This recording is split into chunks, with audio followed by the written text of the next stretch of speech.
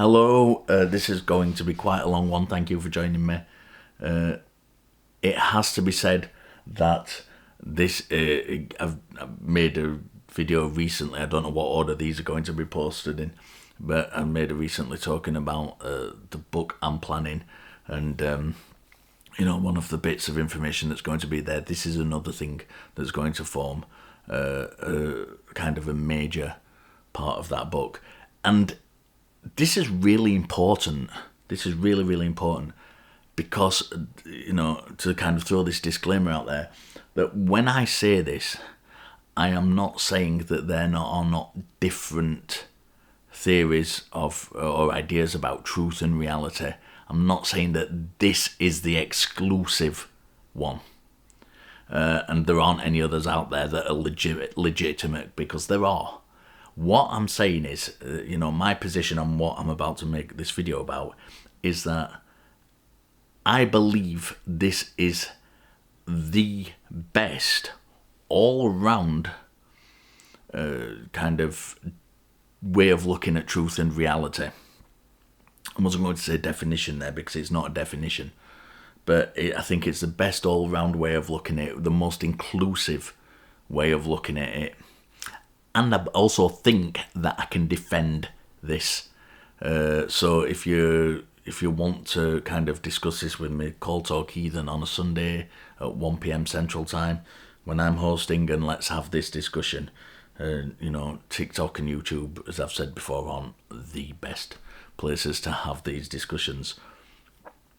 So, when we're talking about truth, we must talk about reality first. So what is reality? Well, largely, reality is the sum of everything that exists. That's what reality is. And there is, you might want more than that, but that is what it is.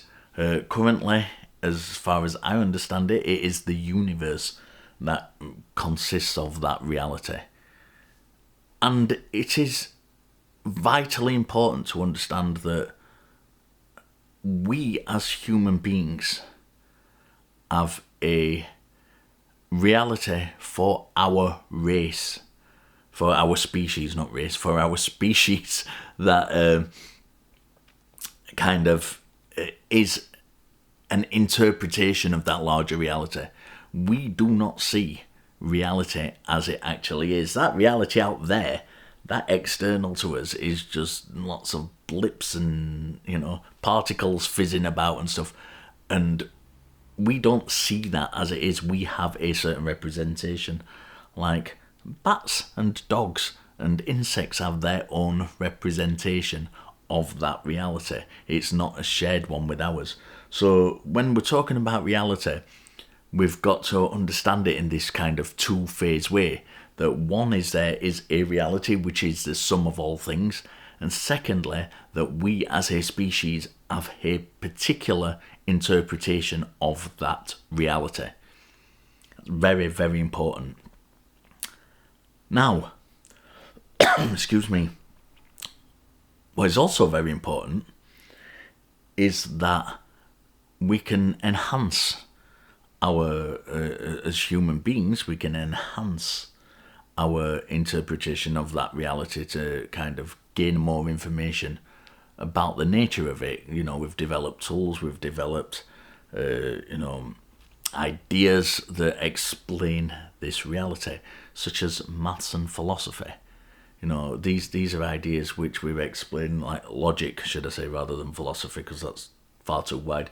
But maths and logic, which are descriptive of this reality. And, we have tools like electron microscopes and things which we wouldn't be able to see with as our own people interpretation as a species without those things. So we get this extra information in. It's also very important to understand that there are things that we can kind of use to measure this reality by. For example, not all people see colour the same. Emotions have an impact. Not all, people. Some people have, brain. What is the word I'm looking for? People have, an anatomical brain functions which are non-normative. And I don't mean that negatively, and I'm going to explain that a little bit more in a minute. That mean they see things differently. But by non-normative, all I mean, it's not a negative term, is it means that it's not the norm across the species.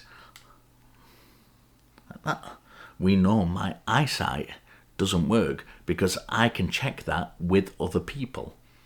It is something external to myself. If I was the only person alive and I never met any other people, I wouldn't need these because I'd think that eyesight is perfectly normal. But because I have something to cross-reference it against, then I know that I need corrective lenses. And this is a really, really important point, because our shared reality includes our being able to correct things in that reality that aren't quite to the normal standard, if you like. I'm using lots of these phrases very loosely, by the way. So, that's reality. That's what reality is. There is a reality which is a sum of all things. We, as a species, have a certain interpretation of that reality. It's very important. Now, what is truth? Truth is that corresponds to that reality. So, whereas I might be walking around thinking my truth is that this is perfectly good vision. But I can correct that perception, as I've talked about, because we have methods of doing that. So we can measure what truth is and how far that truth corresponds to this reality. Why is this important? Why am I babbling on about this, I can hear you ask? I'm babbling on about this because what we get a lot is people who say, your worldview is this and my worldview is this. And I don't think that's useful. It's a legitimate thing to say. I'm not saying it's not a legitimate thing to say, but I don't think it's a useful thing to say. Because if I'm in discussion with a Muslim, and a Muslim says the basis of my worldview is God existing, and I say the basis of my worldview is that, there is no God, we have a problem. We don't have anywhere to start a good conversation from. What we can do by talking about truth and reality is that we can agree on virtually everything, as I've said. We can agree on virtually everything in that reality. I doubt very much that there's anybody watching this who doesn't think you can get in a car and travel places in one, who doesn't think that I'm communicating now over the internet, who doesn't think that I am wearing corrective lenses, who doesn't think that I'm wearing clothes, who doesn't think that bookshelf behind me contains books which we can read, or any of that, because this is our shared reality. And it is self-evidently so.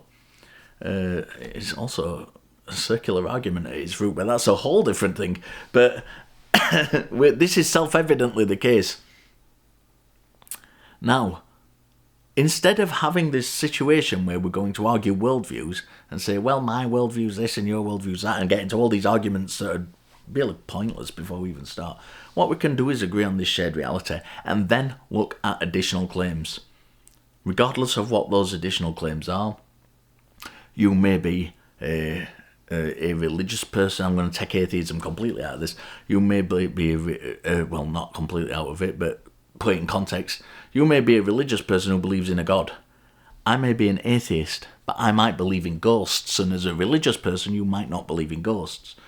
So we have two claims there, which are above the shared reality. They're beyond the shared reality.